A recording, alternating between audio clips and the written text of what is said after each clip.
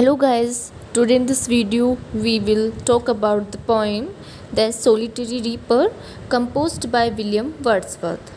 Before beginning the poem, I want to tell you about the summary of this poem.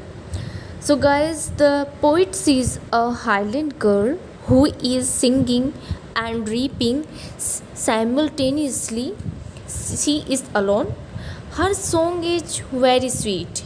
The poet is so much charmed by the melody of her song that he feels it more beautiful than the songs of the nightingale and the cuckoo. Her song appears to be melancholy, but it has a powerful appeal. The poet does not understand the language in which the song was sung, so he does not know its subject matter.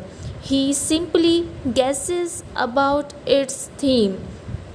The poet imagines that she is probably singing about the battles which were fought long ago in ancient period.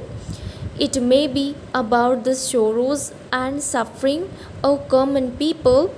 He further says that the voice of the girl and the music of the song are so impressive that the theme does not carry any weight.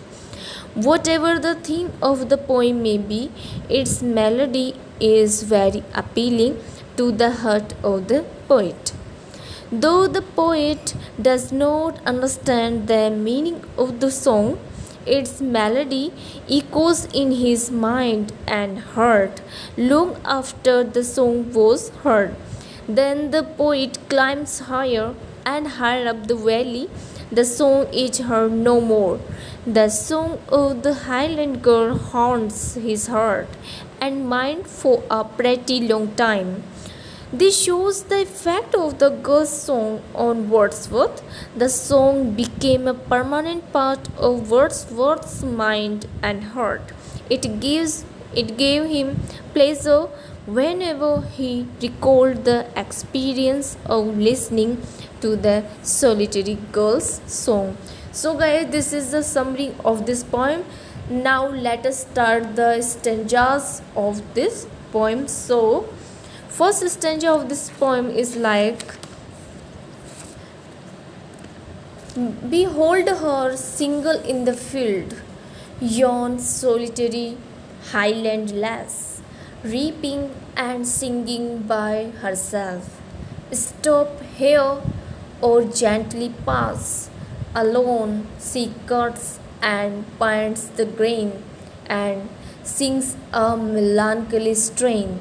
Oh, listen, for the vale profound is overflowing with the sound. So, guys, let us start or let us explain the poem. Its first stanza. The poet sees a Highland girl. He is all alone in her field. She is reaping. She is singing a song. Its sweetness thrills the poet.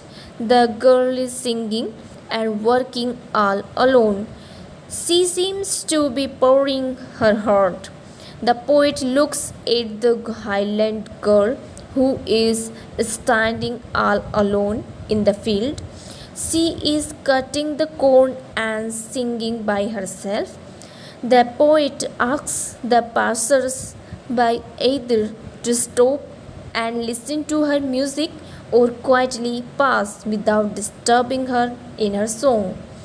Her he forbids to make any noise while walking. He forbids to disturb in her singing, lest she should stop singing. The poet makes an earnest request to listen to her song, her sweet song. The whole valley seems to be flooded with her sweet enchanting music. So guys, the next stanza. No nightingale did ever chant more welcome notes to weary burns, or travelers in some shady haunt among Arabian sands. A voice so thrilling never was heard. In springtime, from the cuckoo bird, breaking the silence of the seas among the farthest Hebrides. In these lines, uh, the poet wants to say that this is a nature poem. The Highland girl is reaping alone in a field. As she cuts the stalks and binds them into sheaves, she sings a sad song, the music of which fills the whole valley. The Highland girl is singing a sad song. She is singing more sweetly than the music of nightingale. In the Arabian desert, there there are oases, places having water and trees where tired travelers rest and the nightingale sings. In such musical surroundings, the music of the nightingale is sweet, but the music of the solitary reaper is sweeter.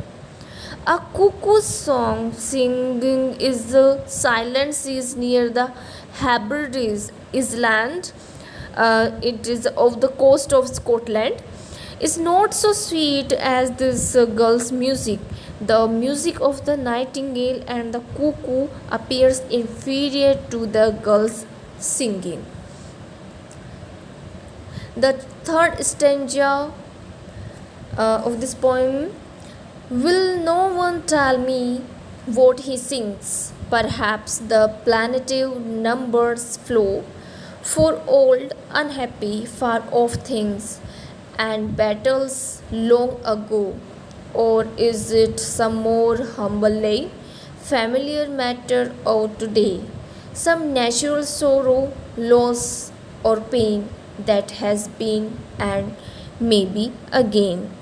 In these lines, the poet says that the girl's song sounds sweeter to the poet than a nightingale's song sung to travelers resting in an oasis in the deserts of Arabia, or a cuckoo's song to sailors in the lonely silent seas of the Hebrides.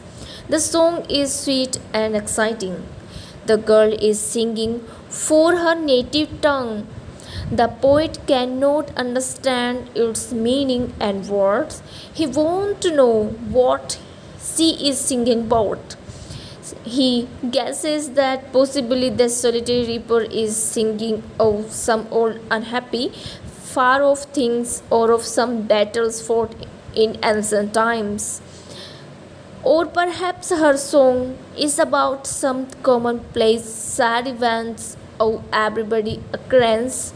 It may be that she is singing about some sorrow, loss, or pain which occurred in the past and may happen again in future. The lines are truly romantic. So guys, this is the summary and the explanation of first three stanzas of this poem, and we will talk about more about this poem and its stanzas in next video. So thank you.